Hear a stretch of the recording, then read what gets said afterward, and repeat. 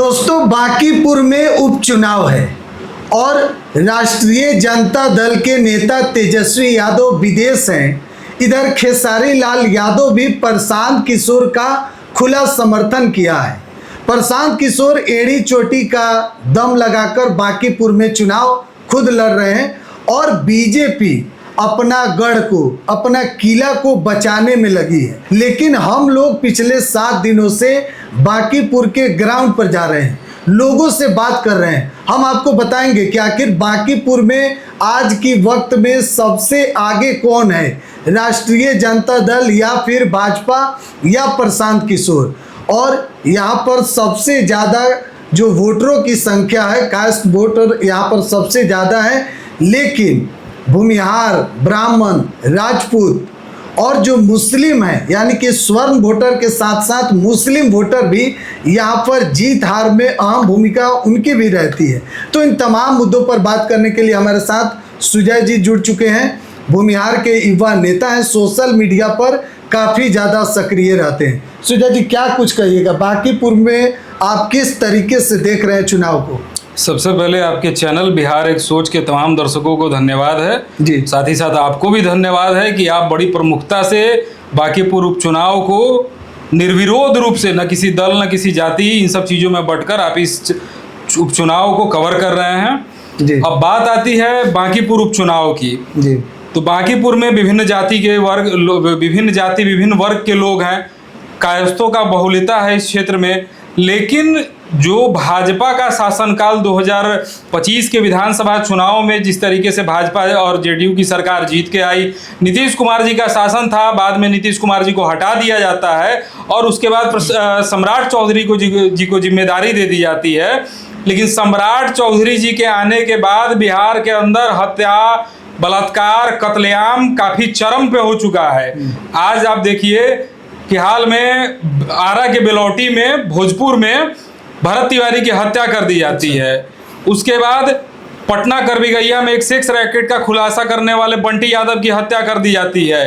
और इन सभी मामलों में प्रशासन बिल्कुल मुकदर्शक बना हुआ है और शासन प्रशासन सिस्टम न्याय को नहीं दिला पा रहा है। तो इसका बांकीपुर चुनाव में इसका बिल्कुल इस चीज का बहुत बड़ा असर पड़ने वाला है कि बांकीपुर की जो जनता है काफी प्रबुद्ध जनता है, पढ़े लिखे वर्ग के लोग हैं और बांकीपुर के अंदर अभी एक सबसे बड़ा नाम जो गूंज रहा है वो है प्रशांत किशोर। बांकीपुर में जाति, धर्म, दल, इन सबों चीज से उठकर लोग प्रशांत किशोर को अपना समर्थन देने वाले हैं। और आप ये चीज जान लीजिए कि भाजपा 40 स्टार प्रचारक लाए या 400 विधायकों को उतार दे, इस बार बांकीपुर में प्रशांत किशोर विधायक बनेंगे और एक विधायक बनने से 243 जो विधानसभा सीट है, हर जगह वो हर लोगों की आवाज को उठाएंगे। बिहार का बात करते हैं, सोशल मीडिया पर सक्रिय रहते हैं अपने समाज को लेकर। तो भूमिहार तो फॉरवर्ड जो वोटर है वो तो भाजपा के वोटर माने जाते हैं, आप प्रशांत किशोर का समर्थन कर रहे हैं। देखिए, भूमिहार समाज बहुत बुद्धिजीवी समाज है। भूमिहारों के साथ दिक्कत क्या था कि भूमिहार समाज 90 के दशक से भाजपा को अपना समर्थन देता आया और भाजपा को सिर्फ समर्थन नहीं दिया, भाजपा के लिए अपना तन, मन, धन और खून तक न्यौछावर कर दिया है। लेकिन भाजपा ने भूमिहारों का हमेशा शोषण किया है। क्या बात कर रहे हैं? बिल्कुल समाज से बिल्कुल आप सही कर रहे हैं। कई नेता हैं बीजेपी में, आप देख रहे हैं, आप देख लीजिए ना कि गिरिराज सिंह हो या सीपी ठाकुर के बेटे विवेक ठाकुर जी हो, ये दोनों लोग कल बांकीपुर चुनाव में घूम रहे थे। कितने भूमिहार इनके साथ थे। और रही बात कि भूमिहार समाज के दुख में जो खड़ा होगा वही भूमिहारों का नेता होगा। आप देख लीजिए कि सीपी ठाकुर या गिरिराज सिंह, ये लोग कभी भूमिहार समाज के किसी एक दुख में न शामिल होते हैं, न किसी समाज के लोगों के लिए आवाज उठाते हैं। तो भूमिहार के नेता कैसे हुए? सीपी ठाकुर तो मानता है उनको भी अपने? बिल्कुल नहीं मानता है। आप सोशल मीडिया में कोई भी पोस्ट उठा के देख लीजिए, गिरिराज सिंह को लोग हर जगह अब रिजेक्ट कर रहा है। किसको नेता मानता है भूमिहार अपना? भूमिहार अगर आप देख लीजिए, विजय सिन्हा जी को नेता मानता है। विजय सिन्हा के खिलाफ कोई नहीं बोलता है क्योंकि वो समाज के भी मुद्दे को बड़ी प्रमुखता से उठाते हैं। लेकिन जो सच्चाई बोलने वाला है भाजपा में, भाजपा उसको हमेशा पीछे ढकेलने का काम करती है। आप देख लीजिए विजय सिन्हा ने जिस तरीके से राजस्व भूमि सुधार विभाग में काम किया था, उसी का नतीजा है कि विजय सिन्हा के पद को डाउन कर दिया गया, उनको उप मुख्यमंत्री पद से हटाकर, और आज विजय सिन्हा को कृषि मंत्री के पद पर भेज दिया गया है। तो विजय सिन्हा का प्रमोशन नहीं हुआ है, बल्कि विजय सिन्हा का डिमोशन हुआ है। अच्छा, तो आप यहाँ पर लड़ाई किसके बीच देख रहे हैं? तेजस्वी यादव के पार्टी के तरफ से रेखा गुप्ता, जो पिछली बार भी दूसरे स्थान पर रही थी, इधर प्रशांत किशोर हैं, बीजेपी से नीरज सिन्हा है, पहले कैंडिडेट को तो बदल दिया गया। तो लड़ाई आप किसके बीच में देख रहे हैं? 1 और 2 नंबर पर कौन? देखिए, पहली बात कि राजद की जो उम्मीदवार है रेखा गुप्ता जी, उनको पूर्व में भी चुनाव लड़ाया गया था, 40,000 के करीब मत उनको आया था। और अभी की जो वर्तमान स्थिति राजद की है कि राजद के जो सर्वे शर्मा है, लालू यादव जी के पुत्र तेजस्वी यादव जी, जो कि अभी विदेश के दौरा पे हैं, तो इस तरीके से राजनीति होने वाली नहीं है। हो सकता है कि राजद के कुछ समर्थक हमको गलत कहें इस मामले पे, लेकिन सच्चाई है, आपको स्वीकार करना होगा। अगर राजद का जो मुख्य समीकरण है, मुस्लिम और यादव समाज के जो भाई हैं, अगर वो इस चीज को नहीं स्वीकारते हैं कि उनके नेता जो है, उनका जो पार्टी का आला कमान है तेजस्वी यादव, अगर चुनाव के रण क्षेत्र से गायब रहेंगे तो कहां से परिणाम की आशा करते हैं? इसलिए राजद को आप सीधा से मान लीजिए कि वो तीसरे नंबर पे इस चुनाव में रहने वाला है, बिल्कुल जा रहा है। यही तो कई कारण है। मृत्युंजय तिवारी वर्षों से राजद का सेवा की, हम लोग बात भी किए थे उनसे ऑन कैमरा, तो उन्होंने कहा भी कि भाई हम तो तेजस्वी यादव से भी मुलाकात किए, पार्टी में इज्जत नहीं हो रहा है, कोई सम्मान नहीं है, वह छोड़ दिए। आज खेसारी लाल यादव पटना एयरपोर्ट पर पहुंचे, वहीं खेसारी लाल यादव जिनको तेजस्वी ने टिकट दिया था छपरा से विधायक का, और खेसारी लाल यादव भी प्रशांत किशोर का समर्थन कर रही। एक यह भी कारण है तेजस्वी यादव के विदेश जाने से। अब हम आपको एक चीज समझाते हैं, थोड़ा पूर्व में चलिए। लालू यादव के काफी करीबी हुआ करते थे रघुवंश प्रसाद सिंह, जो वैशाली से सांसद हुआ करते थे, और इसी तरीके से जब उनका सम्मान नहीं होना शुरू हुआ तो रघुवंश बाबू राजद छोड़ दिए। अच्छा। जिसका दंश झेलना पड़ा कि राजद धीरे धीरे कमजोर होता चला गया। आज वही स्थिति फिर बन रही है कि पार्टी के अंदर जो पुराने कार्यकर्ता हैं, जो मजबूत नेता हैं, जिनको कोई लोभ लालच नहीं है, राजद वैसे वैसे नेताओं को दरकिनार करता जा रहा है, और तेजस्वी यादव चंद कुछ लोगों के मुट्ठी में फंसे हुए हैं, जिसका जिक्र मृत्युंजय तिवारी जी ने किया था। हम आपको बताते हैं कि मृत्युंजय तिवारी जैसे ईमानदार नेता बहुत कम मिलेंगे बिहार के राजनीति में।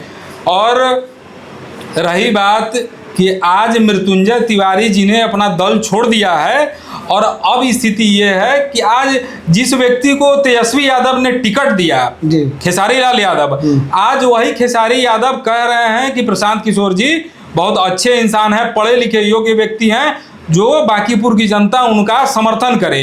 तो आखिर क्यों नहीं करेगा? जिस दल का मुखिया ही चला जाए, जिस दल का जिस रण क्षेत्र में योद्धा ही सेनापति ना रहे, तो उस रण को हारना बिल्कुल एकदम जायज है, कहां से नहीं हारेगा। तो राजद इस चुनाव में, बांकीपुर उपचुनाव में, आप लिख के रख लीजिए, राजद तीसरे नंबर पे जा रहा है। सिर्फ तेजस्वी यादव के विदेश? हाँ बिल्कुल, तेजस्वी यादव नहीं रहेंगे। राजद के नेता से हम लोग बात किए, तो साधु पासवान से भी हमने बात किया था, तो उन्होंने कहा कि राजद के लोग घूम रहे हैं क्षेत्र में, मजबूती से लगे हुए। एक तेजस्वी यादव के बाहर जाने से क्या होगा?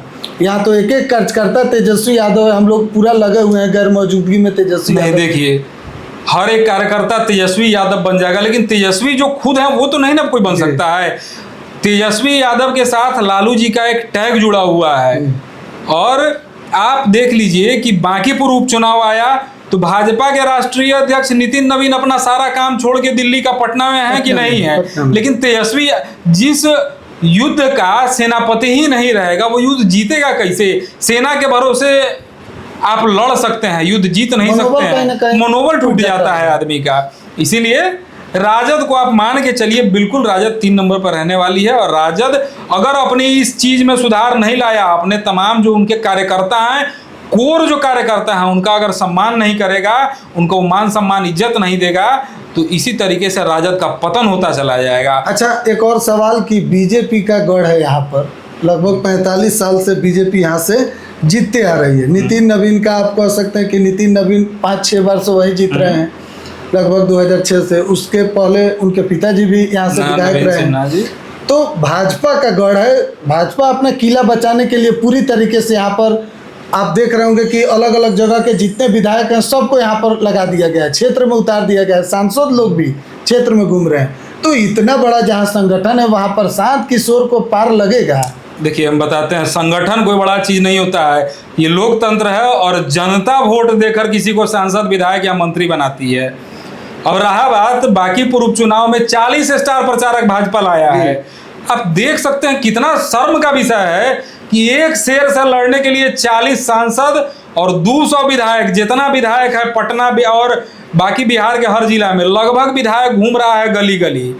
साथ ही साथ कुछ मंत्रियों को भी उतारा गया है और कुछ नचनिया बजनिया टाइप के जो लोग हैं, कोई गायक है जो कोई एमएलसी बन गया है, हम नाम नहीं ले सकते हैं किन्हीं का, कोई सांसद बने हुए बैठे हैं।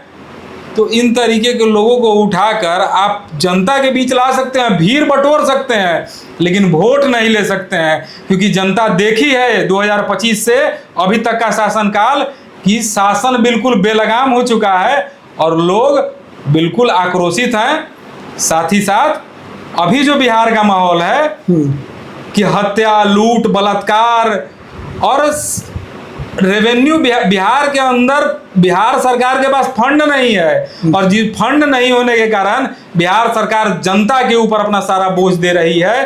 कभी टैक्स बढ़ा दिया जाता है, कभी अब तो सुनना है कि गांव के स्तर पर भी होल्डिंग टैक्स लगाया जाएगा। बताइए, गांव के लोग जिनको खाने का खर्च ही नहीं है, सरकार जिसको 5 किलो अनाज दे रहा है, वो बेचारा टैक्स क्या देगा? तो अगर सरकार 5 किलो अनाज दे रहा है, या तो पहले अनाज देना बंद करो, फिर टैक्स लगाओ, नहीं तो टैक्स हटाओ, अनाज देते रहो। दोहरी नीति कहाँ से चलेगी कि वोट के लिए 5-5 किलो अनाज भी देंगे और उसके बाद उसको वो अनाज का पैसा वसूलने के लिए उससे हर साल टैक्स भी ले लेंगे। वाह! बांकीपुर में इसका क्या मतलब असर पड़ेगा? 2025 से सरकार बना, सम्राट चौधरी मुख्यमंत्री बने, जिस तरीके से टैक्स बढ़ाया गया, सरकार के खजाना में रुपया भी नहीं है, तो इसका असर देखने को मिलेगा क्या? बिल्कुल देखने को मिलेगा। हम आपको एक चीज दिखाते हैं, क्या था अभी हाल का सिचुएशन। बिलौटी में जो भरत तिवारी का इनकाउंटर हो गया, भरत तिवारी दलित पिछड़ों का लड़ाई लड़ता था और जवनिया गांव में जो बाढ़ आया था, उस बाढ़ में जो लोग बेघर हो गए थे उनकी लड़ाई लड़ रहा था। तरीका थोड़ा गलत था, हथियार प्रदर्शन करना गलत है, लेकिन हथियार को सरेंडर कर देने के बाद हत्या कहां तक जायज है, ये बांकीपुर की महान जनता, पढ़ी लिखी जनता समझ रही है। गांव के अंदर होल्डिंग टैक्स लगा देना कहां से सही है? अगर होल्डिंग टैक्स लगाया जाएगा तो फिर उसको अनाज देना कहां से सही है? तो इन सब चीज मामलों पर, हाँ, बांकीपुर के अंदर ही आता है ये आपका करबिगहिया, जहां पे बंटी यादव का निर्मम रूप से हत्या कर दिया जाता है। पहले बंटी यादव का अपहरण होता है, उस अपहरण के बाद प्रशासन उसको खोजने में नाकाम रहती है, तब तक 5 दिन बाद पता चलता है कि उनकी हत्या कर दी गई है। अब आप बताइए कि जहां पटना जंक्शन इतना पॉश इलाका, इतना मतलब सेंसिटिव जोन में देह व्यापार जैसा धंधा होता है और उस देह व्यापार के धंधा, गोरख धंधा को वो उजागर किया और उसकी हत्या कर दी जाती है। हम तो कहते हैं कि बहुत ऐसे नेता हैं जो इस सब मामलों में इन्वॉल्व है। तो बांकीपुर में इसका असर पड़ना है, वहाँ की जनता पढ़ी लिखी जनता है और वो इस चीज को समझ रही है।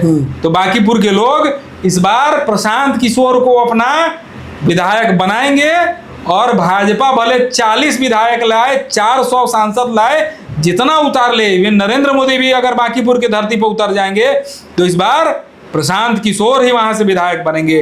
और अगर प्रशांत किशोर विधायक नहीं बन पाते हैं तो यह बिहार का दुर्भाग्य होगा कि एक आवाज उठाने वाला शेर को आप लोगों ने विधायक नहीं बनाया और आप लोग नरक की जिंदगी जीने के लिए ही बने हैं। कुछ लोग तो कह रहे हैं कि भाई प्रशांत किशोर न कहियो सड़क पर लाठी खाए, न किसी गरीब परिवार के मदद में गए, कुछ नहीं, सीधे चुनाव में आते हैं। अरे ऐसा कैसा? जिसमें भी विगत 3 वर्षों से प्रशांत किशोर पदयात्रा कर रहे हैं। नीट छात्रा कांड हो या नीट जो पेपर स्कैम हुआ था उसका मामला हो, अभी बंटी यादव का मामला हो, भरत तिवारी का मामला हो, आप हर बड़े मामले में देखिएगा कि प्रशांत किशोर वहां है। इसलिए कह रहे हैं कि प्रशांत किशोर नहीं जाते हैं किसी मामले में। लोग भरोसा करेंगे, लोग तो भाजपा न तो राजद के तरफ न जाएगा। नहीं, लोग हर समय एक परिवर्तन का लहर आता है और ये परिवर्तन की लहर है। बांकीपुर के अंदर जो अभी स्थिति दिख रही है, जहां भाजपा के महान बड़े बड़े नेताओं के साथ 20 से 30 लोग नहीं रह रहे हैं, वहीं प्रशांत किशोर के रैली में 2-2 हजार की संख्या में लोग रह रहे हैं, और वो कोई खरीदी हुई भीड़ नहीं है। एक अकेला शेर दहाड़ रहा है और उस शेर को रोकने के लिए 40 सांसद और 200 विधायक का फौज लगाया गया है। आप ये चीज जान लीजिए, भाजपा अपना सारा सिस्टम, ताकत, हर तंत्र लगा देगा, लेकिन बांकीपुर में इस बार प्रशांत किशोर ही विधायक बनेंगे। राष्ट्रीय जनता दल के जो नेता हैं तेजस्वी यादव विदेश में है। खुद बीजेपी भाई कह रही है, इस बात को सोशल मीडिया पर पोस्ट कर रही है कि राजकुमार विदेश में, इनको तो यहाँ का चिंता ही नहीं कि बांकीपुर में चुनाव हो रहा है। लालू प्रसाद यादव का तबीयत खराब है, दिल्ली चल गए हैं। तो क्या आपको क्या लग रहा है? लोग तो तरह तरह की बात कर रहे हैं कि भाई आखिर तेजस्वी यादव, सोचने वाली बात है, विदेश का है भाई, जब चुनाव है, अब दिन भी ज़्यादा नहीं है। देखिए, तेजस्वी यादव जी 2025 के विधानसभा चुनाव के हार से हतोत्साहित हो गए हैं जी, जो सच्चाई है। और तेजस्वी यादव जी के जो उम्मीदवार हैं रेखा गुप्ता जी, उनका तो कहीं कोई चर्चा ही नहीं है, ना कोई वो कहीं रैली में दिखती है, ना उनका कोई तो करना रही है, रोज घूम रही है भाई गली। अरे लोग नहीं है ना, न लोग है, न जनसमर्थन है। लोग रहता तो 40,000 ही वोट आता। तो स्थिति ये है कि जब तक तेजस्वी यादव खुद मोर्चा नहीं संभालेंगे बांकीपुर का, राजद का कुछ नहीं होना जाना है। और इस अगर ऐसी ही स्थिति रही, लड़ाई अगर सैनिकों के बदौलत तेजस्वी यादव छोड़ देंगे तो राजद तीसरे नंबर की पार्टी बन के रहेगी, एकदम तय है। अगर प्रशांत किशोर जीत जाते हैं या फिर दूसरे नंबर पर भी रहते हैं, तो आपको नहीं लग रहा है कि बिहार में एक तीसरा विकल्प हो जाएगा खड़ा राजनीतिक तौर पर? नहीं, देखिए, हम आपको एक चीज स्पष्ट रूप कर देना चाहते हैं कि दूसरे नंबर की बात ही नहीं है। प्रशांत किशोर अगर पहले नंबर पर रहेंगे तभी बिहार में बदलाव संभव है। अदरवाइज अगर दूसरे नंबर पर रहे तो ये शासन सिस्टम इतना मजबूत है और इस तरीके के लोग हैं कि प्रशांत किशोर को कहीं ना कहीं किसी न किसी रूप से फंसा के उनको पैक कर दिया जाएगा। चलिए, तो बहुत बहुत धन्यवाद आपका भी धन्यवाद। तो आप देख रहे थे कि किस तरीके से सुजय कुमार है, भूमिहार के युवा नेता हैं, सोशल मीडिया पर काफ़ी ज़्यादा सक्रिय में रहते हैं और बांकीपुर को लेकर, प्रशांत किशोर को लेकर, भाजपा राजद को लेकर इन्होंने अपनी बातों को खूब अच्छे तरीके से इन्होंने रखा है। आप लोग क्या सोचते हैं इन तमाम विषयों को लेकर, और बांकीपुर में किसका पलड़ा भारी है? कमेंट बॉक्स में अपनी राय जरूर दीजिएगा। बिहार 100 आप लोग देख रहे हैं, धन्यवाद।